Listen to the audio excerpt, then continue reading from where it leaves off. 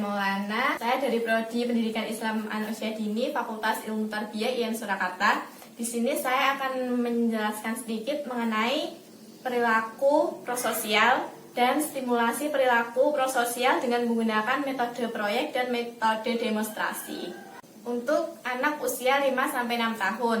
Sebelum membahas lebih lanjut, di sini saya akan menjelaskan sedikit mengenai perilaku prososial. Perilaku prososial anak yaitu perilaku yang mencerminkan sebuah tindakan nyata anak membantu dan menolong orang lain. Lalu ada pun cara untuk mengembangkan sikap prososial pada anak yaitu 1. Mengajak anak untuk berinteraksi dengan orang lain. 2. Membiasakan anak untuk menghargai temannya. Nomor 3. Menumbuhkan sikap kerjasama dengan teman yang lain atau teman sebayanya. Dan yang keempat, mengajarkan anak untuk mengekspresikan emosinya sesuai dengan kondisi dan keadaan yang ada. Lalu ada pun faktor yang mempengaruhi perkembangan sosial emosional prososial pada anak yaitu 1. Adanya kesempatan untuk bergaul dengan lingkungannya atau teman sebayanya. Nomor 2. Adanya minat dan motivasi anak untuk bersosialisasi dengan lingkungannya.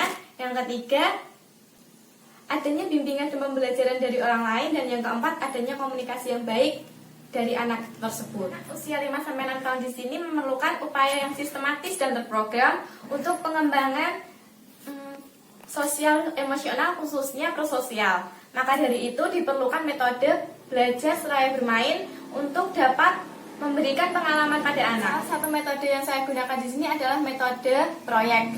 Metode ini merupakan gagasan dari John Dewey tentang konsep learning by doing. Jadi anak itu belajar langsung, anak terjun langsung dalam suatu kegiatan sehingga anak dapat memahami betul, belajar betul tentang apa yang ia pelajari. Metode lain yang saya gunakan yaitu metode demonstrasi, di mana anak nanti melihat dan mendengar dan melakukan langsung apa yang dipraktekkan oleh gurunya. Adapun langkah-langkah yang saya gunakan dalam pelaksanaan metode ini yaitu 1. Persiapan atau permulaan. Jadi di sini nanti guru menyiapkan alat dan bahan yang digunakan untuk metode ini atau kegiatan ini, dan guru juga menyiapkan mental anak untuk dapat mengikuti pembelajaran dengan baik.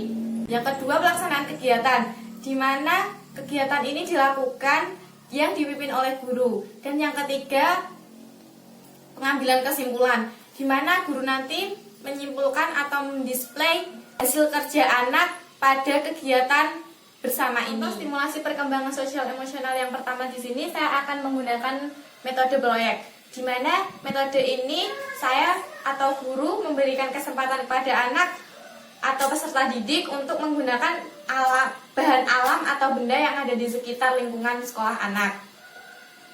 Kegiatan pertama yang akan saya lakukan adalah kegiatan membuat sarang burung dari bahan alam. Lalu langkah-langkahnya, nanti anak diminta untuk mencari bahan-bahan yang ada di lingkungan sekolah untuk membuat sarang-sarang burung. Nanti diminta untuk bekerja sama dalam mencari bahan-bahan yang diperlukan, seperti ini jerami atau bisa menggunakan serat-serat kayu, ini batang yang panjang, yang ketiga daun kering, dan yang keempat mangkuk atau bisa juga menggunakan batok kelapa yang kering sebagai cetakan burung yang dibuat. Melalui kegiatan ini, anak dapat membangun kerjasama dengan anak yang lainnya. Selain itu, anak juga dapat mengembangkan kreativitas mereka. Anak bebas ingin membuat sarang burung yang seperti apa. Yang pertama, ambil dulu jeraminya lalu dimasukkan ke dalam mangkok. Mangkok ini berguna untuk mencetak sarang burungnya.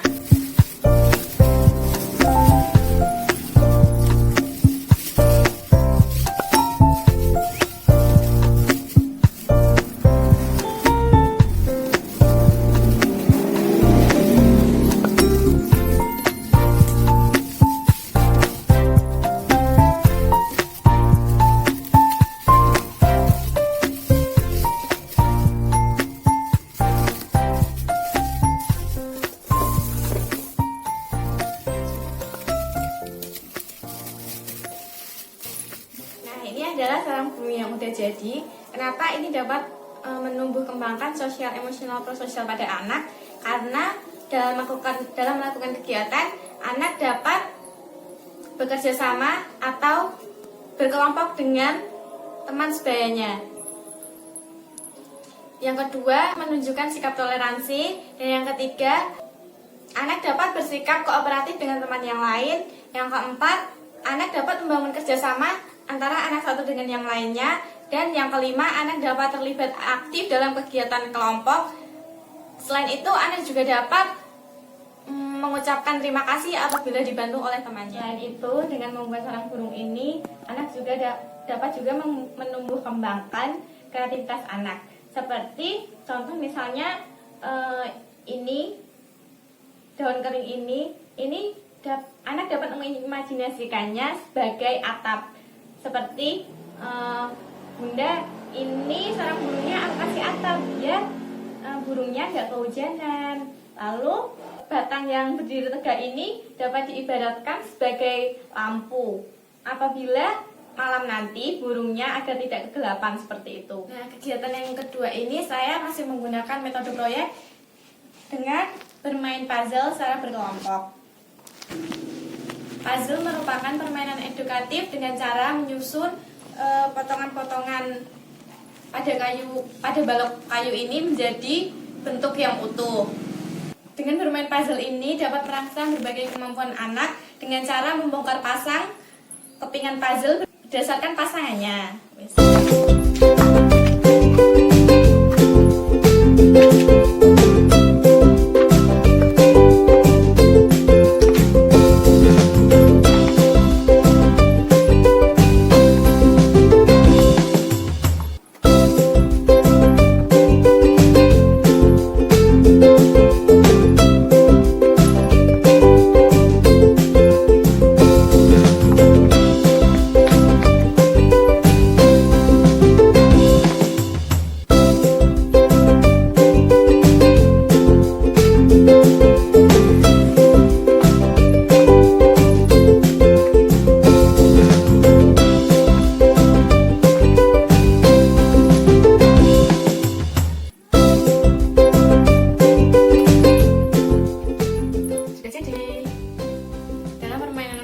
Berkelompok ini, anak dapat bermain dengan teman sebayanya, anak dapat bersikap kooperatif dengan temannya, anak dapat menunjukkan sikap toleransi, dan juga dapat melatih kesabaran anak pada saat bermain. Contoh yang ketiga di sini saya menggunakan metode demonstrasi, di mana nanti guru memperagakan atau mencontohkan tentang 6 langkah cuci tangan yang benar, lalu siswa menirukan. Dengan metode demonstrasi ini, anak menjadi lebih berkesan sehingga dapat membentuk pengertian siswa dengan baik dan sempurna. Di sini saya akan mencontohkan tentang praktek cuci tangan. Yang pertama, basahi kedua telapak tangan ini sampai telapak tangan dengan memakai air mengalir, lalu ambil sabun secukupnya saja, diusap-usapkan di telapak tangan. Setelah itu, usap ujung tangan secara bergantian. Yang ketiga, usap jari-jari tangan ini hingga bersih, lalu bersihkan ujung-ujung jari dengan cara mengatupkan seperti ini secara bergantian. Lalu gosok dan putar ibu jari ini secara bergantian dengan bersih. Letakkan ujung jari ini ke telapak tangan seperti ini. Dilakukan secara bergantian. Setelah selesai, basahi lagi dengan menggunakan air mengalir. Lalu langkah yang terakhir yaitu mengelap tangan dengan menggunakan lap kering.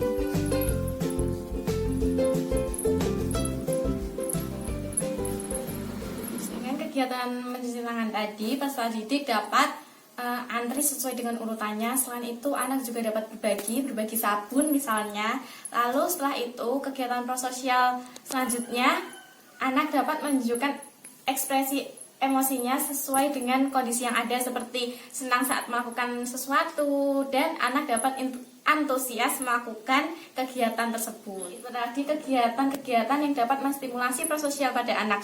Masih banyak lagi kegiatan dan metode untuk mengembangkan sosial emosional khususnya prososial pada anak.